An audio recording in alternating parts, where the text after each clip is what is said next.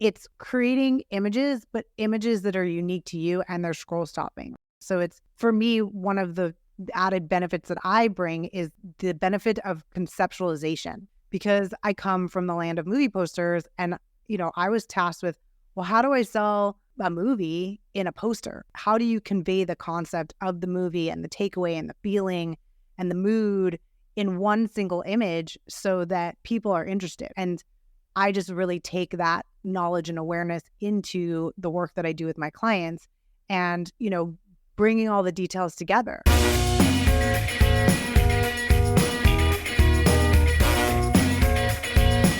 Welcome to Life After Corporate, your ultimate guide for making the leap from corporate leader to entrepreneur.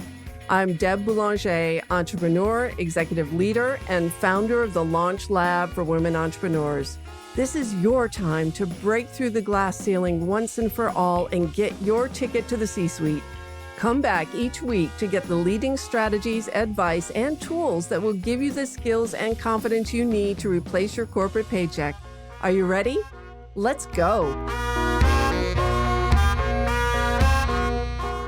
Welcome back to another episode of Life After Corporate, my friends. And if you're new to our show, welcome home. This is where you get all the things about how to launch, grow, and scale a services-based business after leaving corporate. And today I have a very special guest to introduce you to. Her name is Jordan Duval. She is an award-winning creative director who has worked for top LA entertainment advertising agencies. She's worked for the Ant Farm, BLT and Associates, NBC, and Universal, and has consulted for celebrities, networks, and some of the world's most recognized brands. And her work has been used to market blockbuster hits such as Lord of the Rings, Spider-Man, and The Voice, one of my secret obsessions. Jordan is the founder of Ignite Your Soul brand, a consulting company that translates NLP programming, color energetics, and strategy into the brand alchemy formula, which I just love. And I've just experienced brand alchemy, so I can't wait to share my experience with you, because this is what helps you create a personal brand and a dynamic visual image that gets noticed. So excited to have this conversation with you. Welcome to Life After Corporate, Jordan Duval. Welcome. Well, thanks, Deb. Thanks for having me. I'm excited to be here. Excited for this conversation today because I know one of the first things that my clients do when they leave corporate is they need a website, right? They want to feel official. They need a brand. They need a logo. They need colors. They need to, it's the visual trappings of feeling legitimate in the market. So we're going to talk a little bit about that and whether that's a good strategy or not. But first, Jordan, we'd love to know a little bit about you. Obviously, you've had a stellar corporate career. What made you leave the glitz and glamour of LA and Hollywood and all the stuff that you were doing to start your own business? Well, for me, it really came down to wanting to feel fulfilled, like I was really adding value and creating a better quality of life. I think one of the things that people experience in corporate is because it's so big, right? There's advantages because if you're out sick one day, you've got like 5 people that can cover you. But because you are in this like small section of the project, sometimes you can feel disconnected from the inception all the way to the completion and feel like you're not really contributing and like, what is your purpose? So I definitely felt that, just kind of like a little cog in the wheel, and felt like I wanted to be more connected to the work. I wanted to be more connected to the client and just really feel more fulfilled in the whole experience. And, chose to leave LA and move to Asheville just for really a better quality of life. LA is amazing. I definitely, there's parts about it that I miss a lot. The culture and just like the glitz and glam and like people have style. The style in Asheville is not quite what I'm used to. I'm like, Tevas and tie-dye, not so much my vibe, but that's okay. It really was just an evolution in my life of wanting to step into what was really going to be fulfilling for me. And I think that's everybody's story who's listening to this podcast, that, there comes a time when you start to evaluate your life, evaluate your career, evaluate, what's lighting me up, what's turning me on, what's feeling like drudgery. And, it's the brave, well, now it seems like the brave many, but it's the few who really stick with it and succeed. And that's what we want to talk about today is, when is the right time to really invest heavily in building a brand, And so I just want to start this off by the women I work with when we first start out tend to want to all the glitz and the official website of having a brand, like I exist, I am out here, I am an independent consultant. But in my life and what I've experienced with my clients is usually 2 or 3 years in, once you start building momentum,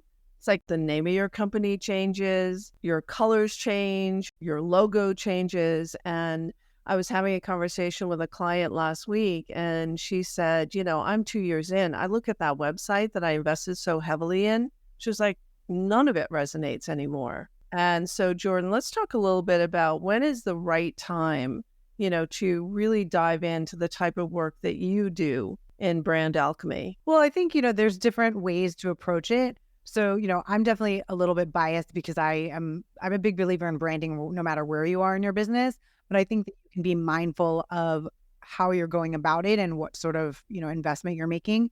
I have people that are earlier in business that they want to come out the gate at that level of polish. And then I have, 6 to 8 figure entrepreneurs that, they've grown their business to such a point where now they're really ready to have a visual brand that like looks like an expert, positions them as authority, right? And you've all seen them, right? It's like, there's an internal shift that you need to make to position yourself that way. So I think, when you're starting out, I think it doesn't hurt to have a website, but I think that, you could use a template.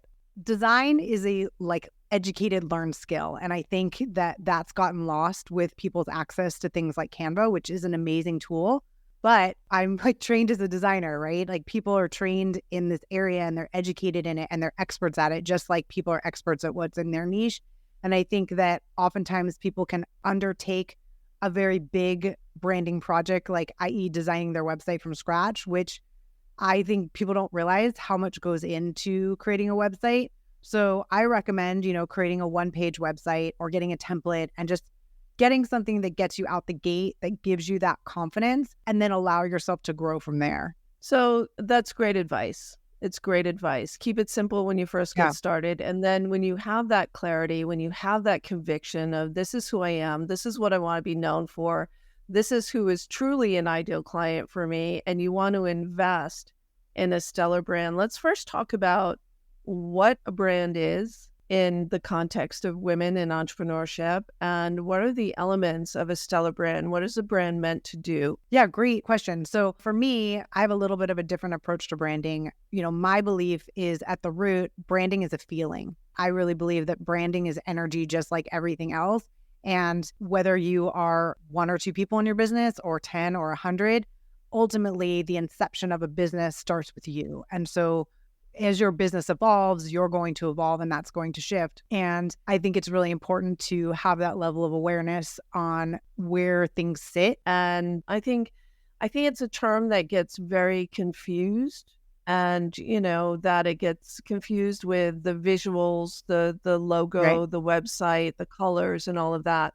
But you're saying brand is really energy, and that's so interesting. Tell us more about that. Yeah, well, and I think, you may be familiar with that graphic of the iceberg, right? Where you see like a little bit at the top and then like there's a huge piece below the surface. And I think that you can really think about branding that way, that there's the inner piece of branding and then there's the outer piece of branding. So the outer piece of branding is what you see, right? It's like the logo, the colors, the website, the social media, the marketing materials. But I think where people often go wrong is they think that that's it, that the ground is the ocean, and it's like they just move up from there. But really, you have to go deep beneath the surface and really do some deep diving. And I actually was working on some copy for an upcoming launch I have, and I had this insight last night that I was like, really at the root of branding for me is identity shifting.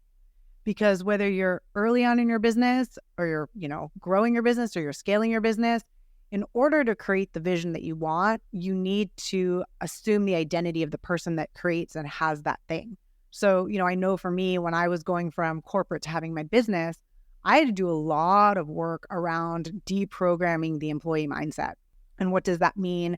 And what does it mean to be CEO? And what does it mean to be a leader? And what does it mean to have a team? And, as you're an entrepreneur, you're kind of thrown into all the roles. One nice thing about corporate is it's like, you do this one thing or, maybe a few things. And then the accounting department does the billing and, the marketing department does the marketing. And The legal department does the legal. When you have your own business, you are all of the departments. And I think that that is often a shock to people. They don't realize that. And they're like, oh, I kind of had it cushy. Like, maybe I should have been a little bit not so dissatisfied. And so I think that's a huge piece. And branding is, like I said, the inner and the outer. But the inner comes from that understanding of the identity. What is your essence, personality, values, strategy, positioning, all these things that you don't really see necessarily, but you feel. And then the work that I do with my clients is help them get clear on that inner part, this deep work, and then understand how to translate that visually and then how to actually execute it. And the level of execution depends on, the scope of work and, what tier somebody wants to work with me on.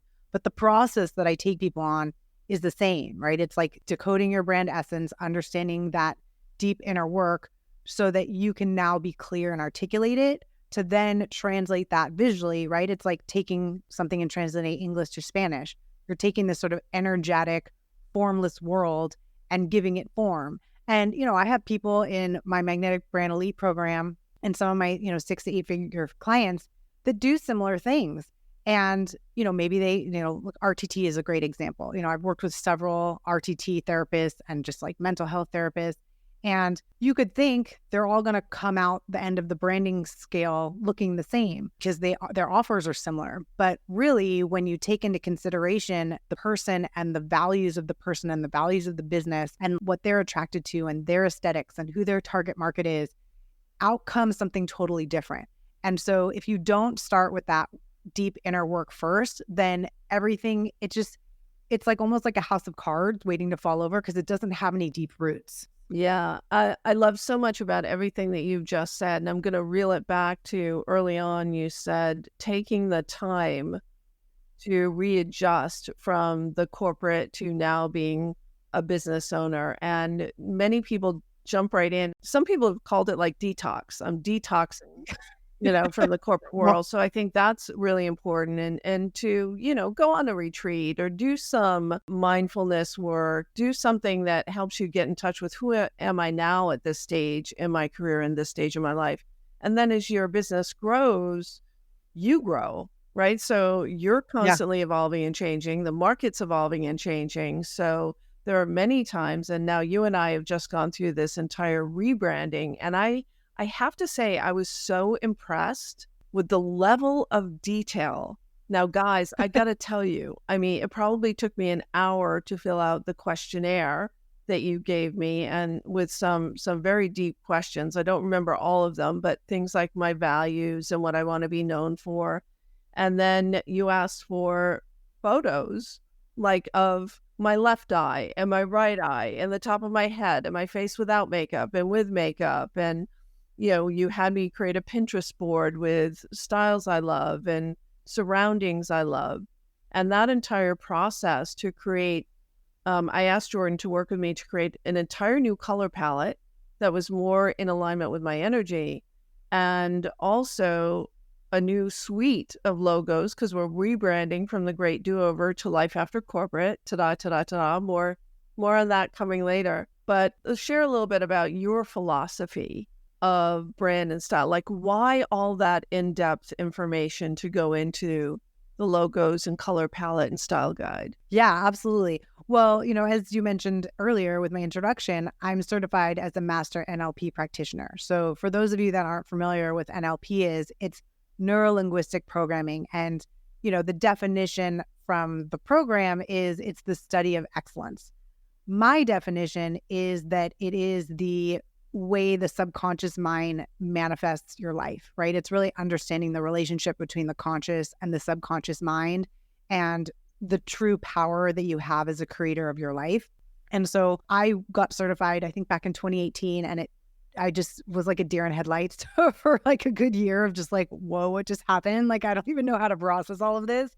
And it took me some time to really digest it and then figure out like, there's something here, there's something relating to branding. And so that's what I really wove together with, branding and my experience in top agencies to create the brand alchemy formula, because it's really this blend of subconscious work and strategy and, visual elevation. And so for me, if you think about things through a subconscious lens, your visual brand is your ability to be putting these little Easter eggs out, little hidden things that tie back to that deep work, that tie back to your strategy, that tie back to your values, that tie back to your energy, tie back to your personality. And that's what really conveys the energy and helps people understand who you are. A good example is, I took my son, this was back, I think when COVID was kind of ending and we were back at the grocery store, and there was like one of those hand sanitizers on the checkout page. And he grabbed it and he's like, why is there something for the hospital in the grocery store? And I was like, that's weird. Why are you asking that question? And I look at the label, and the label is like a red cross on the hand sanitizer. And I was like, that's so interesting. The red cross signifies hospital, right? It's that connection. So it's really the understanding, right? That's why you have to know this deep work first, because you're almost taking that energetic world and translating it over into the visuals of like, well, what are the cues that express that? And if you don't know that to start, you're just flying blind. And so I think that that's really key. And so for me, that's where the level of detail comes in. The colors that you're wearing in your brand photos, they matter. The outfits that you're putting in certain rooms. I just was looking at a client shoot the other day, and she had this deep green, teal green as one of her brand colors. And she found this house that had a wall in that color. And I was talking to my styling team and I'm like, she needs to pop up this wall. I was like, she needs to be wearing something light, cream, something in that area. Because if she's wearing something dark that's the same tonality, she's just going to blend in. So my styling team found this beautiful like cream on cream outfit for her. And the photo is stunning. And it's a scroll stopper because of the level of detail and the understanding of, how do you put all these pieces together? And one thing that I try and explain to people is that ultimately, it's about focus and attention. And we talk a lot about that from a mindset perspective. But if you think about it from a marketing perspective, your goal is to get someone to focus on what it is that you're selling, offering, marketing, so that you can get their attention. Then now they'll pay attention and, ultimately potentially end up on your list or buy from you or whatever it may be. And so being able to tap into the subconscious mind and be very intentional about the messages you're putting out there, that's really when the magnetism happens.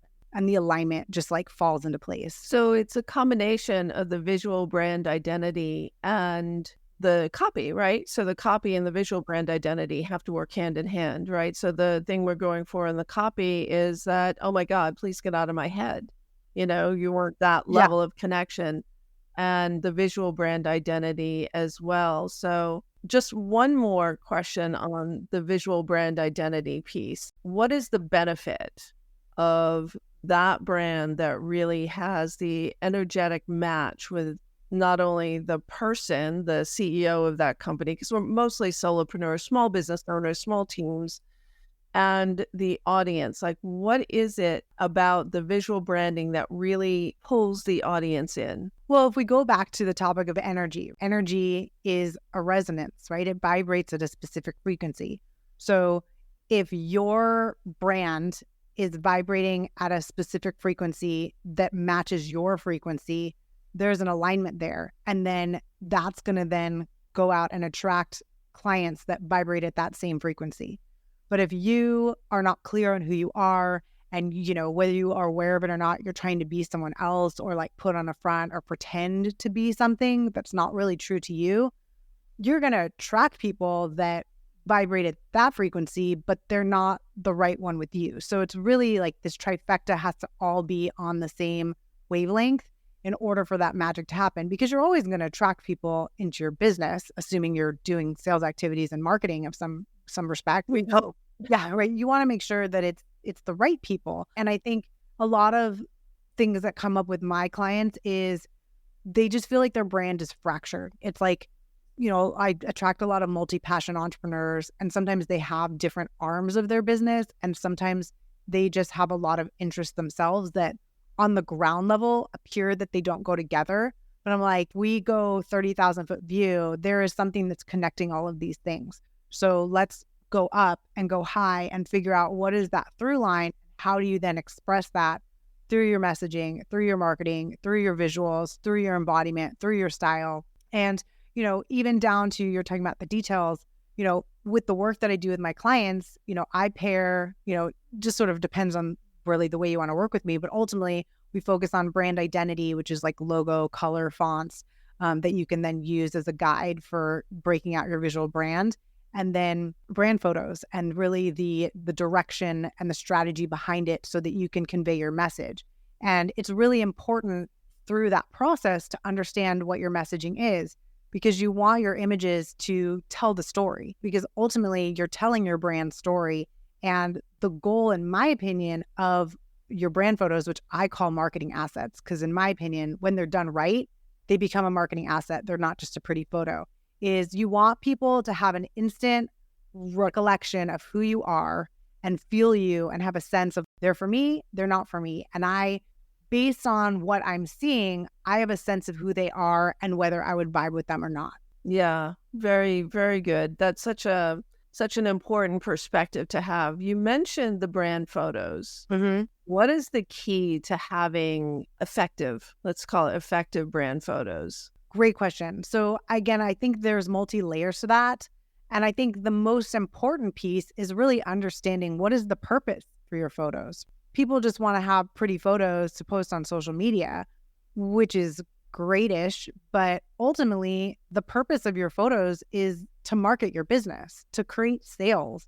And when you look at it through that lens, it's just a different way of thinking about things, because you need to actually capture the images for that purpose, right? You need to be thinking about how are they going to integrate with type? Where's the usage? What sort of stories? I mean, coming from entertainment and doing movie posters, you would come up with a concept and then you would have to break it out into like 15 different formats. And sometimes internationally, you'd have to make a theater breakout and you'd have to make a long skinny billboard and this. So it's really thinking about how do you take the concept of what you want to convey and then make it work in all these different platforms, because that's what creates the cohesion. And, it's so important in this visually intensive environment that we're existing in right now from a marketing perspective and social media, is that really has to be scroll stopping content. And usually what stops the scroll is the image. Yeah, exactly. And yes, and really mediocre images just don't get noticed, that no one's going to stop the scroll. So it's so important.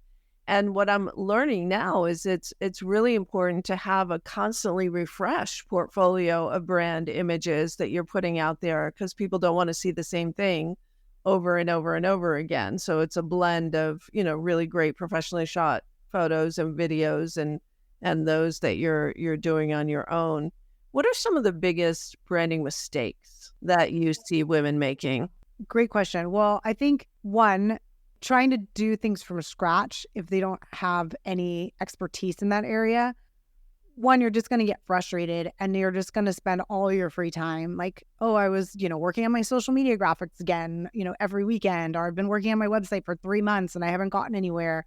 So I think, if that's not your area of expertise and you're earlier on in your business, again, I would recommend relying on templates. Find something that you like, use that, grow from there, and then go in and do the deep work with a branding expert to build out your brand and the vision that you have for the future. And I think color can be a big error. Like, I've definitely, as I've gotten certified in this color process, I think a lot of people use black as like a go-to color, and most people don't actually look good in black, right? Like, and using it sparingly. And if you do hire a team, it's better to hire a really excellent person than hire someone mediocre, because you're only as good as your weakest link. So if you're hiring someone that's a hack photographer or a hack designer, someone that just, I was thinking about this morning, like, a Canva designer, they're from the University of Canva, that's how you're going to be perceived, right? You're going to be perceived as someone that's sort of amateurish. And so, it's better to rely on good design if you don't have the budget for a team or it's not your area, right? I do work with some clients that they're creative in some way. And so just a little bit of guidance from me goes a long way. But then there's people that it's like, what? Like color? Like all the colors look the same to me. I don't see the difference in these fonts. And I'm like, oh, okay. Like you don't see the round edge on the R? I can see that from here. So, and that's true for every area in your business. If there's something that you need support in, often you turn to an expert. Yeah, and it's amazing how typography can distinguish a website as well. As I was doing the research for our work together and looking at other websites, the ones that really resonated with me had super strong typography. And so it's important, yeah, invest in as much help as you can. I remember with my second website, I really invested. I hired a fashion photographer to do the photography for that website. And, it was so exciting to see the results, to see what she saw Right. and through her eye. And I think it's really important that you do that. So I'm curious, just explain to me what's next. We've done our brand alchemy. So I have colors, I have a brand board, I have a logo, I have type fonts, I have some guidance into, me as how I present myself. What's next after that? How do you work with people beyond that stage? At that point, it really comes down to your brand images and how do you translate that into the visual presence? Because as you said, out in the world, we're being bombarded all the time. If you're in a big city, there's billboards everywhere. You're seeing ads on social media. We're just constantly influx of information. And what is capturing your attention? It's creating images, but images that are unique to you and they're scroll stopping, right? So it's, for me, one of the added benefits that I bring is the benefit of conceptualization, because I come from the land of movie posters and I was tasked with, well, how do I sell a movie in a poster? How do you convey the concept of the movie and the takeaway and the feeling and the mood in one single image so that people are interested? And I just really take that knowledge and awareness into the work that I do with my clients and, bringing all the details together, finding the right location, finding the right team, finding the right outfits, finding the right accessories, making sure the color pairs together, making sure all the details are there, making sure your shoot flows and that your shot list is in line and that you're capturing the actual content that you need for your different programs or different launches or marketing materials, and really like downloading almost like the end game at the beginning and say, well, where are we going with this? What is the purpose? What are the needs? What is the vision? Great. All right, now let's take all that. And that's really going to be almost like the target and the compass of where we're going, and then go to the front and like say, okay, great. Now knowing where we're going, what is the vision we're starting with and how do we then piece all these things together? And there's a lot that goes into planning a brand shoot. Some people come to me because they've been putting it off forever because they're just like, I'm overwhelmed. I don't know where to begin. Like, how do I even make this work? And, there's the styling, there's the storytelling, there's the deck, there's finding the team, there's managing the team. And so, inside my Magnetic Brand Elite program, I walk people through how to do all of those things because it can be overwhelming. And then for my, VIP clients, me and my team do all that for them. So you really need the brand identity and the brand photos and the messaging strategy before you even get to the website, because you want to really have all these things in place, because then that leads to your copy, because then you really just want to sit down and whether you're doing the design yourself on a template or you're hiring someone, you're literally handing all those things over and then they're plug and playing and putting it together.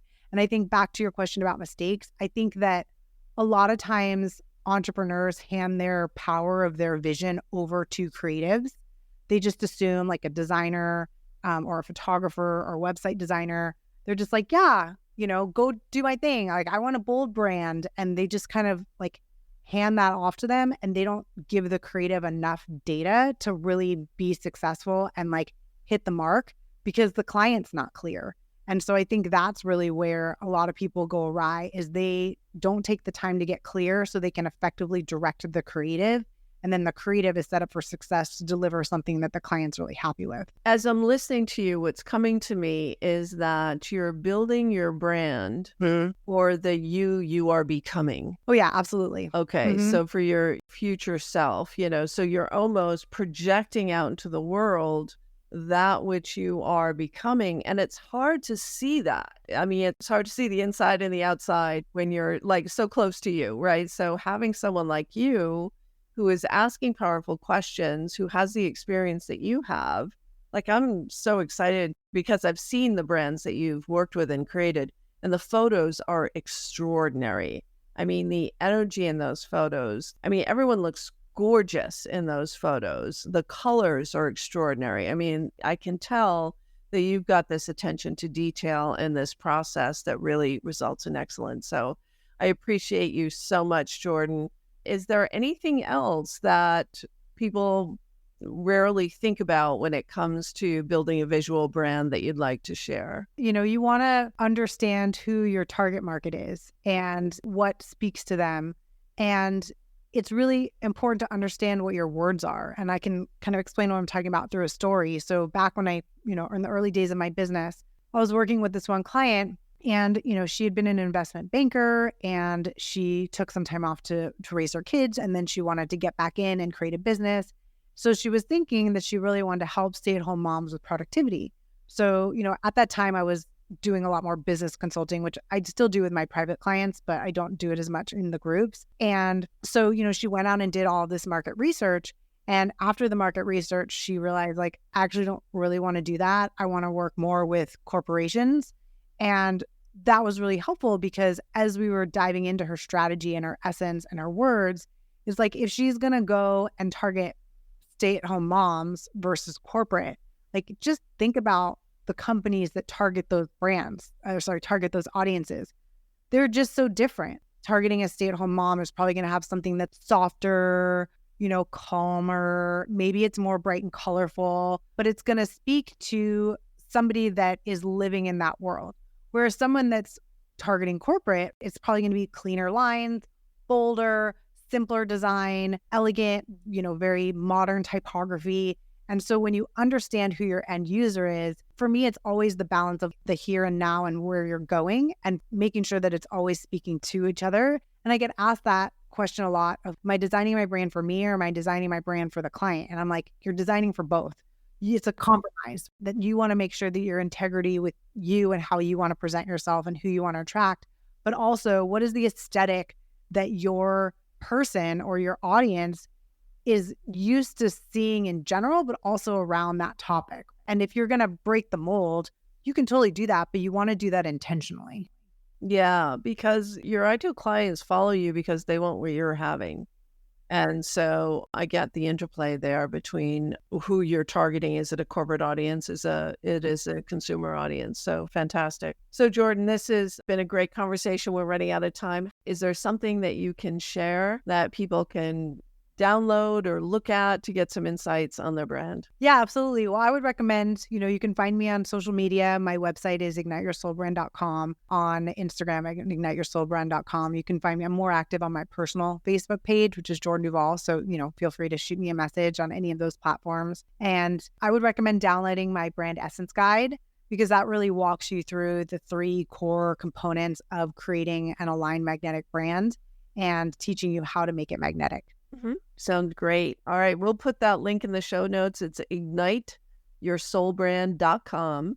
And Jordan has a brand essence guide there for you. Download it. Follow her on Instagram. She really is brilliant.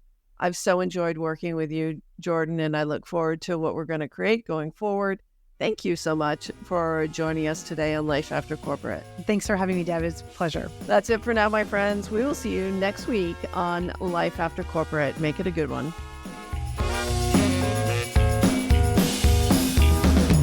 Thanks for listening, my friend. If you enjoyed this show, please head over to iTunes and subscribe and leave us a review. And be sure to hop over to the Life After Corporate Facebook group and join other growing entrepreneurs to get weekly tips on how to create more money and meaning doing work you love.